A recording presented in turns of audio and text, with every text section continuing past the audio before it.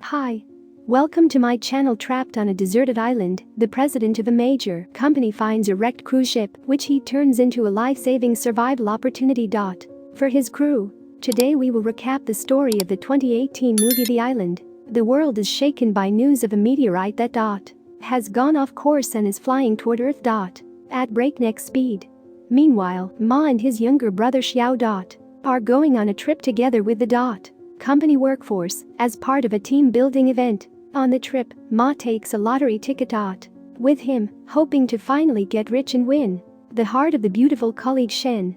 The team gathers by the brightly colored sea transport that will take them to the team-building site. The team sets off. As soon as the president of the company, Zheng, arrives, neglecting to count the employees. Both Ma and Xiao, who are late, have to run after the transport until the president lets them inside. The sea coach launches and the driver, nicknamed Dick, enthusiastically begins to introduce himself to the passengers. He is interrupted by the assistant to the president of the company and gives the floor to Zheng. The boss informs the staff that because of the increase in stock, each employee's salary will increase by 10%. The euphoria of this news is interrupted by Ma's enthusiastic exclamation. The man discovers that he has just won 60 million yuan in the lottery. He begins to run around the salon and sing songs. And everyone in attendance decides that the man is so happy about his pay raise. Everyone's glee turns to panic when they notice a huge wave coming toward their sea transport. The driver, Dick, tells the terrified passengers to put on their life jackets and prepares to go through the wave. Complicating matters, the tsunami is accompanied by a burning cargo ship. Thanks to the titanic efforts of the driver, the coach manages to avoid colliding with the ship and goes underwater. Moments later, the passengers watch in horror as a giant whale swims past them. Along with it, the coach passes through a wave and the ocean current carries the crew off in an unknown direction. In the late afternoon, the boat hits a rocky shore. The shocked passengers try to recover from the terrible crash. Women's wailing and cries for help are heard all around. Ma regains consciousness and is relieved to find that he has managed to keep the winning lottery ticket. He makes his way inside the jungle, trying to find his beloved Shen among the passengers. He hears the girl screaming in the distance and discovers that her leg has been pinned by a rock. He helps his sweetheart escape and they find shelter in a crevasse where they spend the night together. With the other surviving passengers. The second day after the crash arrives, the driver finds the passengers huddled together in the cave and tells them that he spent the previous day exploring the island and found some provisions. However, the disgruntled employees demand that Dick contact his company and evacuate them as soon as possible. Unfortunately, communication on the island does not work and the passengers are completely cut off from civilization. Professor Shai, one of the team-building participants, assumes that the worst predictions of scientists have come true and the meteorite has fallen to Earth, destroying all life in the area. The passengers are horrified at the idea that the world is coming to an end. Ma disagrees with the professor because he is so close to living a wealthy life and cannot lose everything. He urges people to get busy and find a way to send out a distress signal. However, it starts raining on the island and the passengers are forced to hide in the ravine again, sobbing and shivering from the cold. The next day, the driver takes some of the staff into the jungle and shows them where to get food. But the office workers are not used to climbing trees, so they watch mesmerized as Dick does the work for them. Gradually, the people adapt to life on the island. Using brightly colored life jackets, they compose a message on the rocks near the shore and assemble a satellite from the tools at hand. Unfortunately, their attempts to contact civilization go nowhere. Suddenly, the islanders are startled by a loud explosion. It turns out that Xiao tried to repair the sea transport on the orders of President Zheng, which caused another breakdown. Due to the hopelessness of the situation, the company president becomes enraged. For the first time, his wealth and power play no role. Dick brings the passengers food and water and they immediately rush at the provisions like animals. Some express dissatisfaction with the taste of the fruit, which enrages the driver. He reminds those present that their status here means nothing. If they are hungry and want other food, they must get it themselves. Part of the team supports Dick and follows him. into the cave he discovered in the jungle. Finally, the survivors manage to find a safe place and build a fire. Ma makes a timid attempt to speak to Shen and promises to get the girl off the island, but she ignores him. Meanwhile, the group decides to appoint Dick the driver as their new leader since he is best suited to survive on the island. The guy agrees to take on this responsibility but offers to set certain rules. The news about the new leader doesn't please the company's management, which has decided to join the group as well. Shen leaves the cave to vent her emotions. Ma follows her like a faithful dog. The girl is about to yell into the emptiness, but her colleague interrupts her with his shout.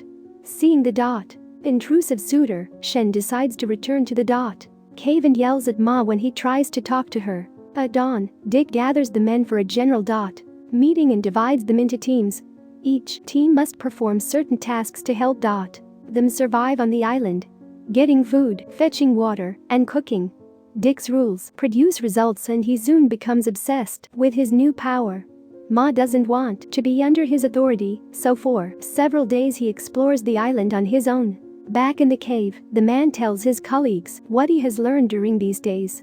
Dick becomes furious and hits Shen with a stick for trying to share food with Ma. The man tries to discipline his sweetheart's abuser, but Dick easily slaps him and presses his face against the boiling water. Later, he ties Ma to a tree and warns the others that this will happen to anyone who disobeys his rules. At night, Xiao helps his older brother free himself from his bonds. The next day Ma decides to try to sail off the island and offers his younger brother to join him. Shen finds Ma on shore and tries to dissuade him from escaping. The man shows her the winning lottery ticket and says he is willing to risk his life for it. Finally, he decides to confess his feelings to his colleague. All these years, he has been the invisible prince who has secretly arranged the brightest events in her life for Shen and helped her cope with the aftermath of her difficult divorce. Unfortunately, the girl does not feel the same way about her colleague. Deciding that he has nothing more to lose, Ma tries to kiss his beloved, but gets a harsh rejection. The frustrated man leaves Shen on the shore but promises to return for her if he survives. The brothers set out on a small makeshift raft. Along the way, Ma recalls the poor and cruel childhood he had with his brother. Suddenly the man's gaze is drawn to the lifeless body of a polar bear floundering in the water. The brothers think all the poles are flooded with water, so they take the bear carcass with them and return back to the island. Dick punishes the fugitives by making them row on dry land.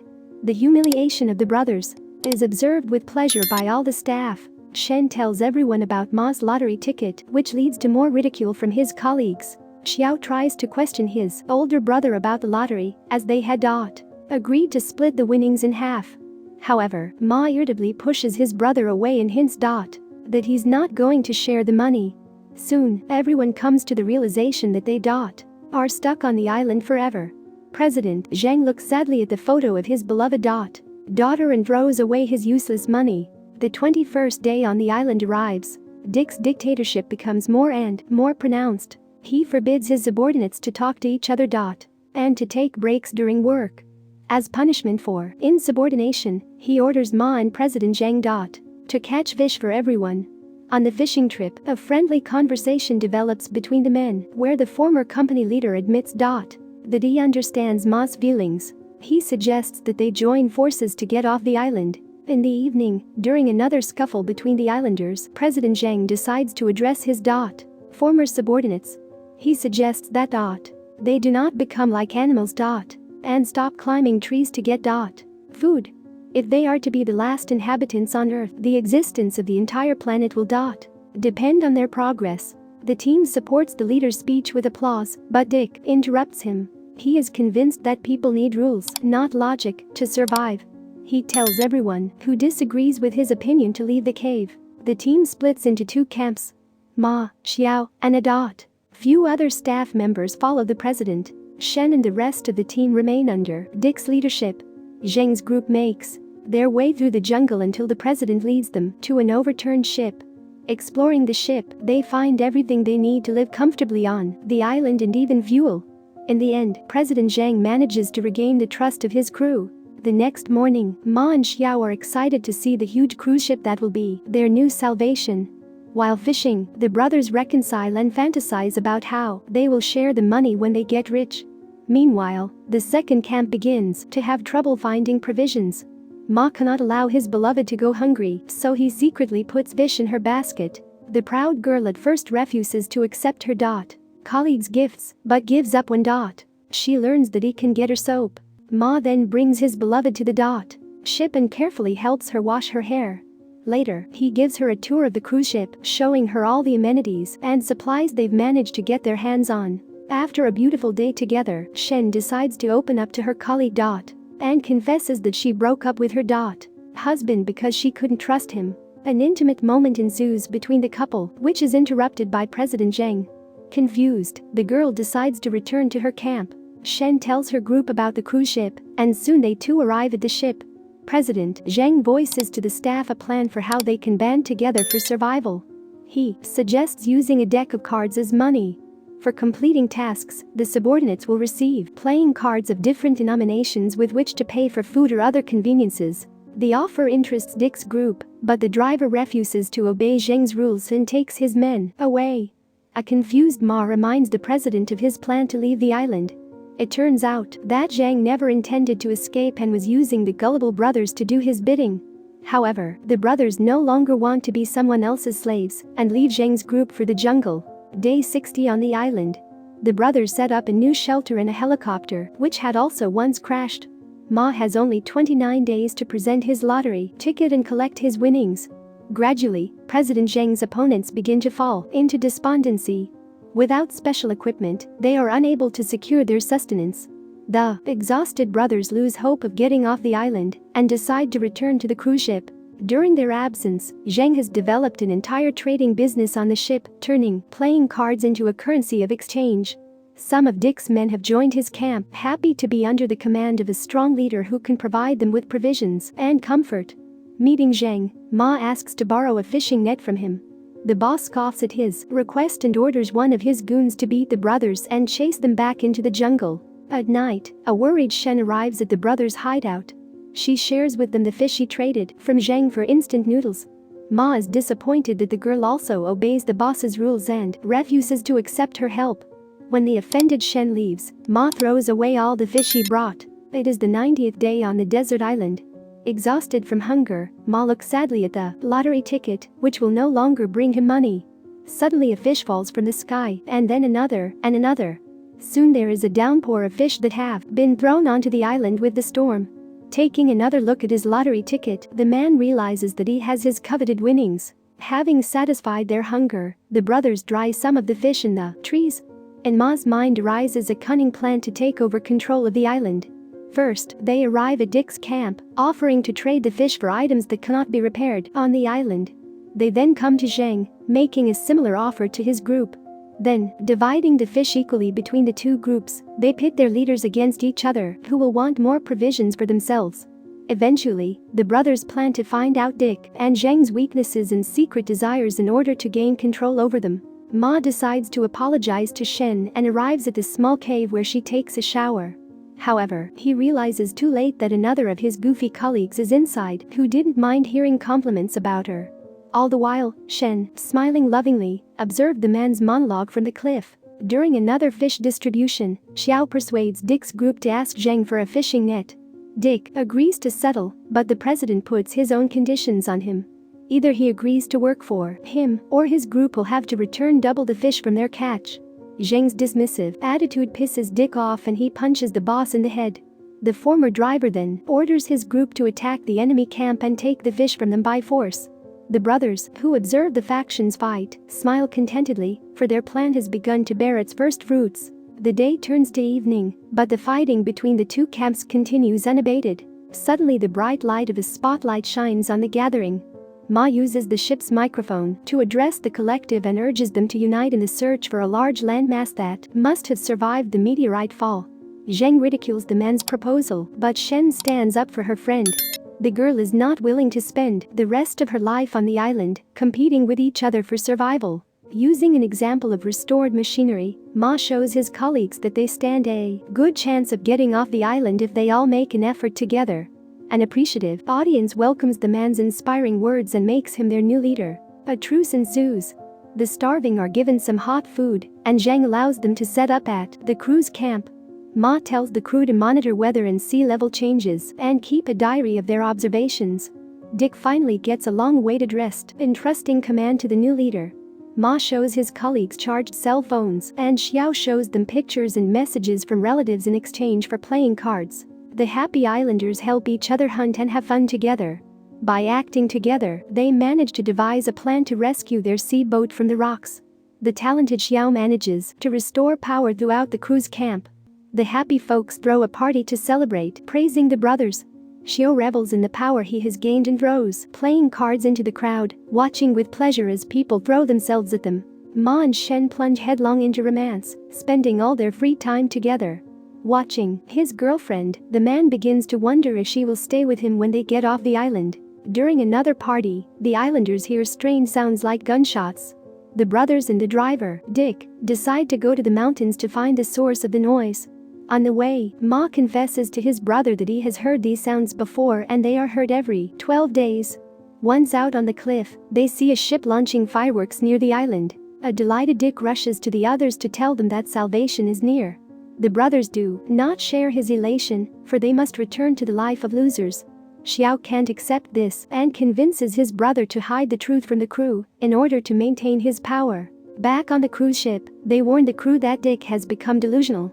When he returns to camp and starts raving about the fireworks ship, the crew doesn't take his words seriously and decides he's just lost his mind after losing his power.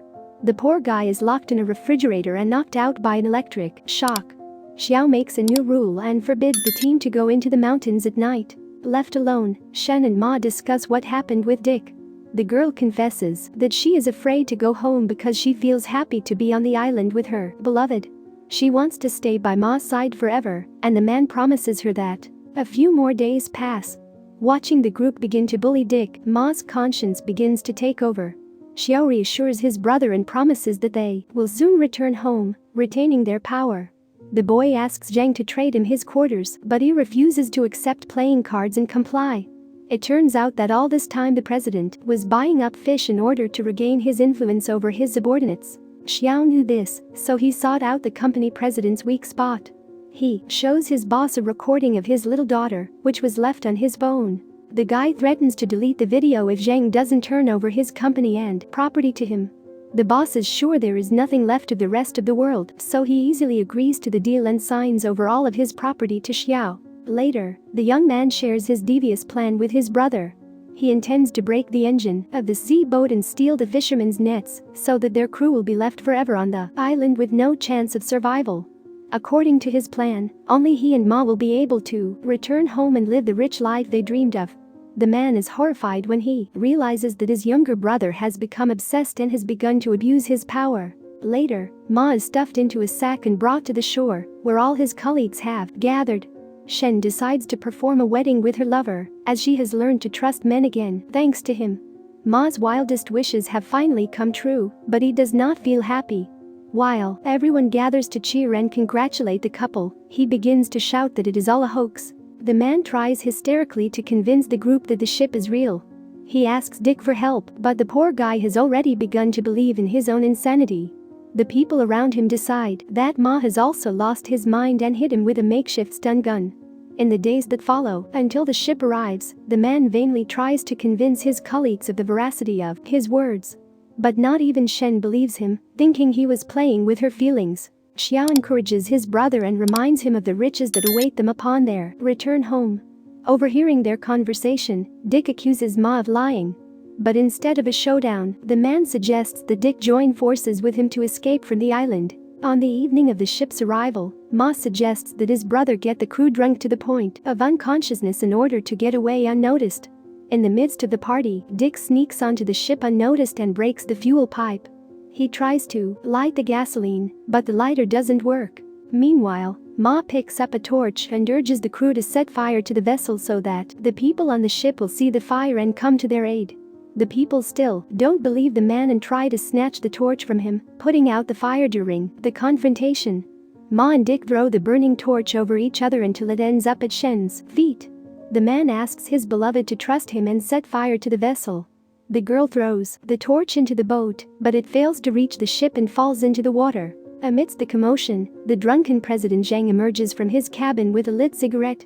Ma electrocutes his boss and the cigarette falls out of his hand, setting the boat on fire. He then throws the book in which Zhang bequeathed his entire estate to Xiao into the fire. The younger brother falls to the ground in hysteria, having lost his only chance at a future without poverty. The people are panicking, trying to extinguish the ship that has kept them alive for months. Eager to get revenge on Ma, they chase him through the mountains. The man reaches a cliff and, failing to calculate his speed, falls down. As he flies, he notices a rescue ship beginning to move toward their desert island. The man plunges into the water with a smile on his face, remembering the happy laughter of his colleagues. The next morning, he is thrown ashore. Coming to his senses, he goes looking for the others but finds only Shen. She tells Ma that the entire crew has left as the ship could not wait long. Shen, on the other hand, has decided to wait for her beloved to spend a few more happy days together on the island. Eventually the team of survivors gain worldwide popularity. President Zhang buys the island to turn it into a resort. The entire team visits Xiao in the hospital, who has been diagnosed with temporary amnesia. Ma manages to collect his winnings after all. He gains the company building and the love of the girl he has been courting for years. After finding yourself with the protagonists on the island, whose team would you join and why?